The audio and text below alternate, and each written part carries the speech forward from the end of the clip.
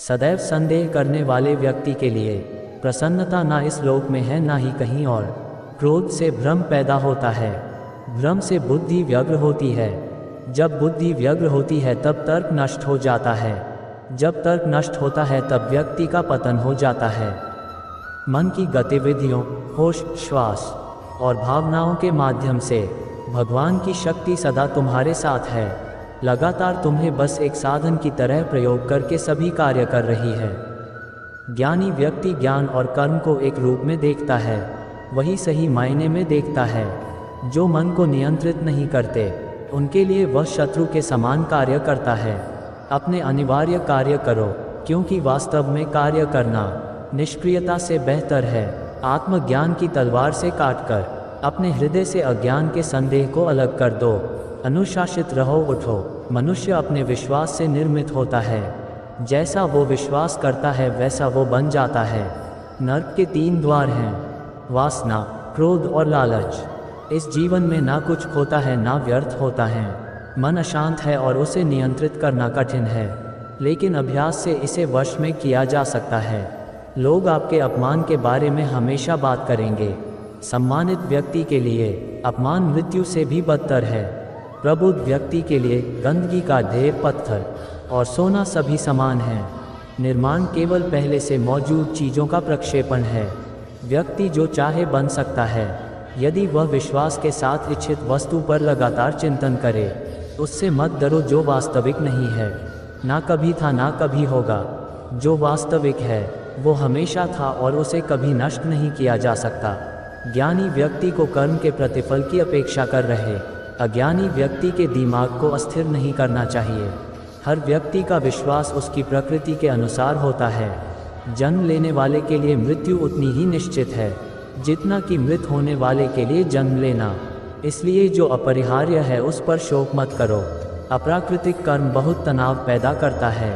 सभी अच्छे काम छोड़कर बस भगवान में पूर्ण रूप से समर्पित हो जाओ। मैं तुम्हें सभी पापों से मुक्त कर दूंगा। शोक मत करो।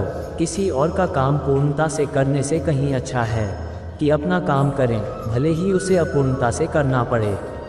मैं उन्हें ज्ञान देता हूँ जो सदा मुझसे जुड़े रहते हैं और जो मुझसे प्रेम करते हैं।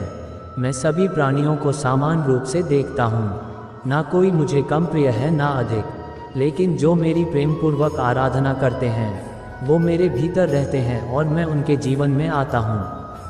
प्रबुद्ध व्यक्ति सिवाय ईश्वर के किसी और पर निर्भर नहीं करता।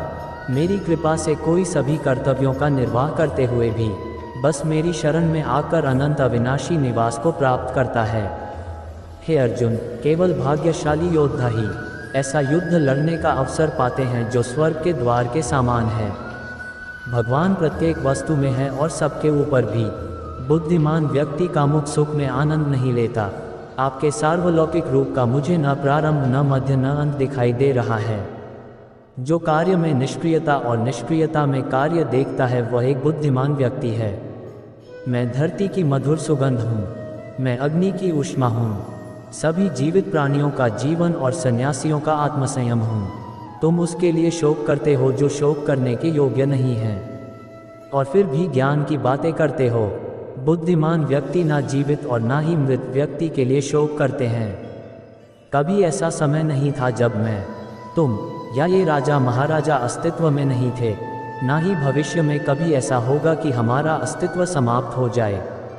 कर्म मुझे बांधता नहीं, क्योंकि मुझे कर्म के प्रतिफल की कोई इच्छा नहीं। हे अर्जुन, हम दोनों ने कई जन्म लिए हैं, मुझे याद है, लेकिन तुम्हें नहीं। वह जो वास्तविकता में मेरे उत्कृष्ट जन्म और गतिविधियों को समझता है, वह शरीर त्यागने के बाद पुनः जन्म नहीं लेता और मेरे धाम को प्राप्त होता है। अपने परम भक्तों जो हमेशा मेरा स्मरण या एक चित मन से मेरा पूजन करते हैं, मैं व्यक्तिगत रूप से उनके कल्याण का उत्तरदायित्व लेता हूँ। कर्म योग वास्तव में एक परम रहस्य है। कर्म उसे नहीं बांधता जिसने काम का त्याग कर दिया है। बुद्धिमान व्यक्ति को समाज कल्याण के लिए बिना आसक्ति के काम करना चाहिए। जो व्यक्ति आध्यात्मिक जागरूकता के शिखर तक पहुँच चुके हैं, उनका मार्ग है निस्वार्थ कर्म। जो भगवान के साथ संयोजित हो चुके हैं, उनका मार्ग है स्थिरता और शांति। यद्यपि मैं इस तंत्र का रचयिता हूँ, लेकिन सभी को ये ज्ञात होना चाहिए कि मैं कुछ नहीं करता और मैं अनंत हूँ। जब वे अपने कार्य में आनंद खोज लेते हैं तब वे पूर्णता प्राप्त करते हैं। वह जो सभी इच्छाएं त्याग देता है और मैं और मेरा की लालसा और भावना से मुक्त हो जाता है, उसे शांति प्राप्त होती है।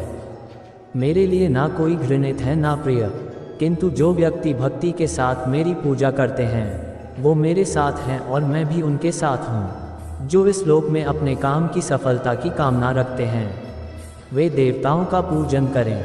मैं ऊष्मा देता हूँ, मैं वर्षा करता हूँ और रोकता भी हूँ, मैं अमृतत्व भी हूँ और मृत्यु भी। बुरे कर्म करने वाले सबसे नीच व्यक्ति जो राक्षसी प्रवृत्तियों से जुड़े हुए हैं और जिनकी बुद्धि माया ने हर ली है, वो मेरी पूजा या मुझे पाने का प्रयास नहीं करते।